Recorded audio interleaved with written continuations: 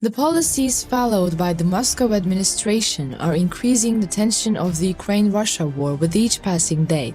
In Russia, which was destroyed by the mobilization decision, protest demonstrations and actions against the regime started to gain momentum as before. Vladimir Putin's war strategies almost divided the citizens of the country into two. While a small fraction of citizens in Russia support the ongoing war in Ukraine, the vast majority of the country is totally opposed to the mobilization and warfare.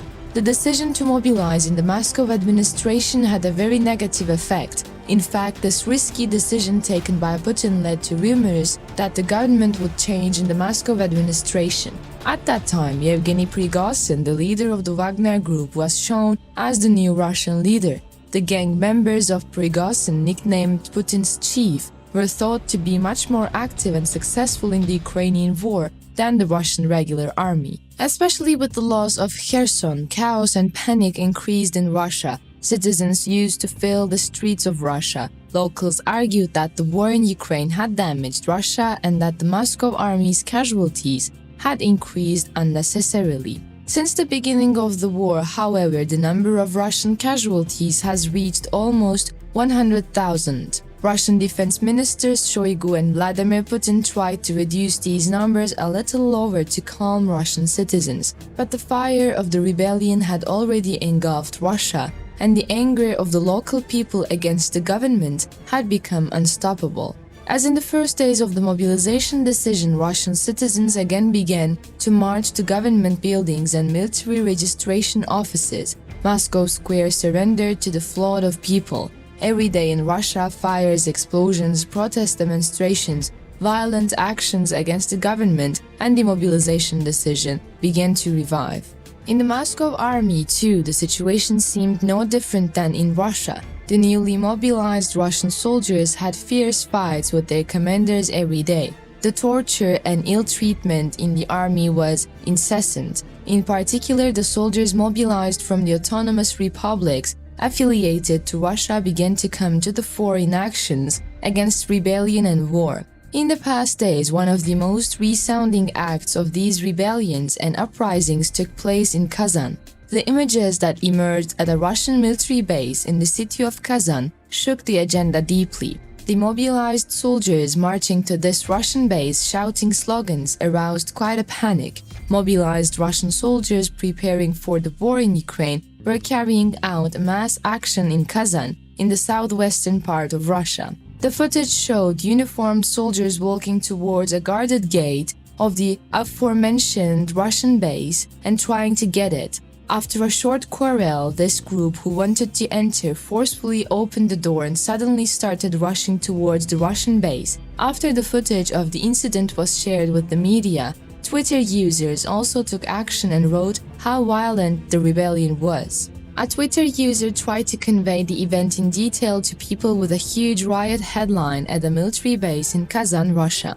Yes, the scale of the rebellion was quite high. The soldiers who participated in the uprising in Kazan complained of inadequate equipment and health problems. These mobilized Russian soldiers, now losing their patience, refused to go to the war front in Ukraine and wanted to return to their homes. The guards at the Russian base tried to stop this angry group, but the number of guards was considerably less than the enraged soldiers in the group. This rebellion set an example for other soldiers in the Moscow army who opposed the war.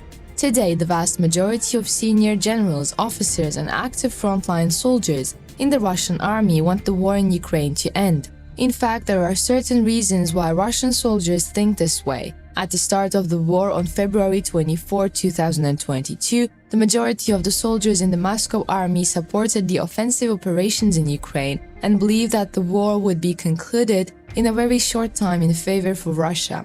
At this time, however, thanks to the massive resistance of the Kyiv army, the invading troops were stunned, as the most of them had to withdraw from the Ukrainian cities. Because no one expected that the Ukrainian army would rise in such a short time and quickly liberate their country's lands, then Zelensky's soldiers started to play big and after retaking Kherson, turned their target to the Crimea. Crimea and its surroundings were a very important center for both Russia and Ukraine, especially since the beginning of the war. The mysterious and assertive statements of the Ukrainian leader Zelensky about this peninsula scared the Moscow government. The Ukrainian leader, in a statement he made in the local media, announced that everything started in Crimea and will end in this peninsula. Shortly after Zelensky's statement, striking events began to take place around this region.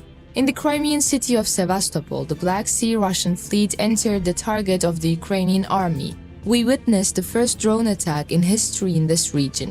Caught off guard, the Russian Navy could not get rid of the Ukrainian army's submarine drones and unmanned aerial vehicles. This attack, organized by Ukrainian armed forces, almost resembled a slice of Hollywood movies. Admiral Makarov, the most important ship in the Russian Black Sea Fleet, was also in the port where the attacks took place. Every time the drones of the Ukrainian army crashed into the Russian ships, there was a huge explosion of flames and the seawater was reaching quite high. Russian Navy personnel were trying to respond to the Ukrainian drone attacks, but the orders of the Russian commanders were to exit the attack with the least damage. As a result of these historic drone attacks of the Ukrainian army, 4 more Navy members, including the Russian flagship Makarov, were severely damaged. The Moscow administration decided to turn off the security cameras on the Sevastopol coast to hide the effects of these attacks, but the size of the attack was so great that the world media talked about this historic initiative of the Ukrainian army for days. After these striking events, the hope of the soldiers in the Russian army against the Ukrainian war was almost completely lost. The ammunition of the Kyiv soldiers was constantly being replenished, as the USA and the West also supported the Ukrainian army. Russian soldiers, on the other hand, had insufficient Soviet-era guns, tanks, and other military equipment to counter the Ukrainian army. For this reason, most of the soldiers in Putin's army were aware of everything, while the cold breath of death was felt on the neck of the Russian soldiers on the Ukrainian front. The attacks of the Ukrainian army and the dawn operations continued at full speed. Ukrainian leader Zelensky, on the other hand, was able to voluntarily recruit thousands of soldiers to the Ukrainian army without any explanation. Hundreds of thousands of Ukrainians, including female Ukrainian citizens, stood ready to fight for the independence of their country and the integrity of their lands. In fact, the significant difference between the Ukrainian army and the Russian troops explained quite well the course of the war in favor of the Kyiv government. In Zelensky's army, participation was not necessarily enforced. Ukrainian citizens were involved in the defense of the country of their own free will, but things were quite different in Russian leader Vladimir Putin's army. From the first day that Putin announced the decision of the mobilization application, he had given the signals that this application would proceed in a completely forced way without their citizens noticing in any way. In the past weeks, Vladimir Putin, who announced that they have reached a sufficient number of soldiers, still continues their secret mobilization practices in the country in solidarity with the Russian Ministry of Defense. When we consider this situation, we arrive at the assumption that the number of soldiers lost in the Russian army, which is wanted to be hidden, is high. According to the intelligence reports of most countries, the number of Russian soldiers and casualties to date has approached 100,000. But no one knows the exact number. Most estimates are that the Russians lost many more soldiers during the Ukraine war than this number.